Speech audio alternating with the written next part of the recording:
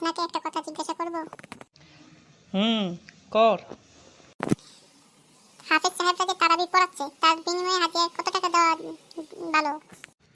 কি বলিস? তুই জানিস না তারাবির বিনিময় দেওয়া এবং নেওয়া দুইটাই নাজায়েজ। কি বলেন? মসজিদে সবাই মসজিদ কমিটির টাকা তুলতেছে, প্রতি ওয়াক্তে বলতেছে হাফেজ সাহেবদের তারাবির জন্য টাকা দিতে। না না, এগুলো জায়েজ নেই, এগুলা সম্পূর্ণরূপে হারাম। কোরআন পড়ানোর বিনিময়ে নেওয়া জায়েজ নেই, এতে কারো দ্বিমত নেই। সকল মাযহাবেই এ নিয়ে কোনো মতানৈক্য নেই, সবাই একমত তারাবির বিনিময়ে নেওয়া নাজায়েজ।